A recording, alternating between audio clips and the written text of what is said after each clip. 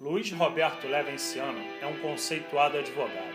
Especialista em direito desportivo, ele bateu um papo com o movimento Reconstrução Vascaína. Em pauta, o polêmico jogo Vasco e Atlético Paranaense, os direitos do torcedor vascaíno e o papel do Superior Tribunal de Justiça Desportiva, o STJD. Por que é necessário que os torcedores demandarem, ajuizarem as respectivas ações? Olha, o Estatuto do Torcedor dá essa legitimidade ao torcedor para poder propor ações sempre que sejam violados direitos do torcedor. No caso, em Comento, por exemplo, os torcedores que estavam no interior do estádio, eles tiveram evidentemente violado o seu direito à segurança. Se a briga de torcedores aconteceu, foi porque diversas omissões anteriores possibilitaram haver aquele confronto. A iniciar que já havia um inquérito civil público há 2 anos, denunciando diversos problemas existentes na Arena Joinville. O policiamento não existia de alguma maneira porque existia essa ação civil pública.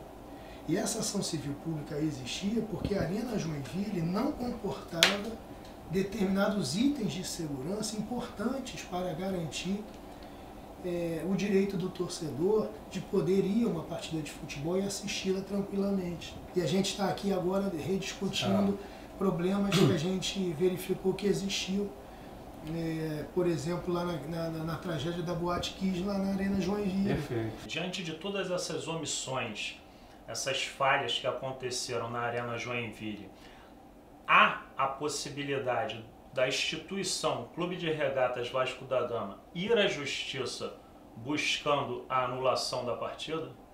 Olha, a anulação da partida me parece possível também. Eu achei absurda e risível a decisão da Justiça Desportiva de considerar que o árbitro não errou. Achei ainda mais estapafúrdio absolver o árbitro.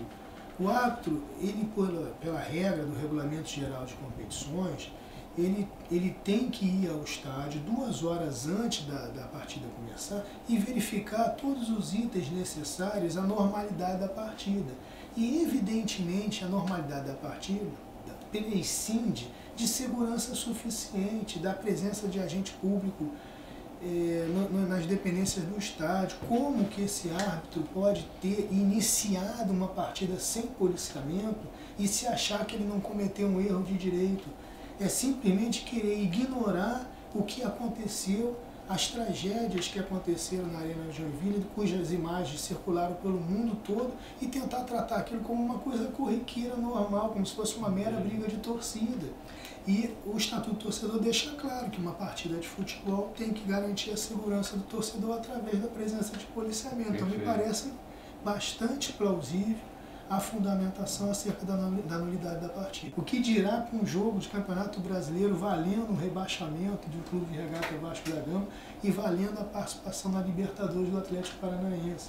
É inimaginável achar que o árbitro agiu com bom senso. O senhor, como um especialista em direito desportivo, diante de toda essa celeuma, vê a possibilidade de um Campeonato Brasileiro com 22 ou 24 clubes esse ano? Se a CBF tiver um bom gerenciamento de risco, ela deveria se antecipar e fazer isso. Porque senão, ela em um ano de Copa do Mundo, ela estará sujeita a uma insegurança jurídica acerca do Campeonato Brasileiro muito grande. E o melhor que a CBF poderia fazer diante de toda essa celeuma casada, e de que, de certa forma, ela tem contribuição porque permite um CBJD com regras que não estão compatíveis e harmonizadas com as regras da FIFA e nem com a legislação brasileira. Então ela deveria ser prudente e tentar minimizar o seu próprio risco e o risco de insegurança para o Campeonato Brasileiro de 2014 no ano de Copa do Mundo. Então a resposta que eu te dou é que, se houver bom senso na CBF e um bom setor de gerenciamento de risco no processo decisório, é bem possível que um campeonato ano que vem tenha mais de 20 clubes. Como é que o senhor avalia essa função do STJD, esse imbróglio todo? Olha, eu vejo com uma certa preocupação a questão da independência e da autonomia do STJD, que inclusive é prevista em lei. Essa independência e autonomia me parece questionável quando, por exemplo, o procurador do STJD, no processo relacionado ao Atlético Paranaense e o Vasco, não denuncia a CBF como réu, por infração disciplinar o artigo 191 do CBJD, que é aquele genérico que estabelece a possibilidade de infração disciplinar pelo descumprimento de qualquer lei ou ato normativo. É evidente que foi descumprido o direito à segurança do torcedor, previsto no artigo 13 a 19 do Estatuto do Torcedor. E o artigo 19 do Estatuto do Torcedor estabelece a responsabilidade objetiva e solidária da CBF. Então, nada justifica a CBF não ter sido denunciada. Então, vejo com muita preocupação essa questão da independência e da autonomia. E outra coisa que me chama a atenção também é que os julgadores do STJD, aqueles auditores, eles estão muito fechados em torno do CBJD. E isso até me causa muita estranheza, porque todos são advogados e todos estão acostumados sempre na sua militância forense a questionar a inconstitucionalidade de uma lei, a ilegalidade de um ato normativo, mas não, eles ficam fechados em cima do CBJD e não enxergam e não fazem o devido controle de legalidade e constitucionalidade das normas do próprio CBJD. E vivem falando que o CBJD é legalidade. Como legalidade? O CBJD é uma resolução do Conselho Nacional de Esporte, que é um órgão de assessoria do Ministério do Esporte.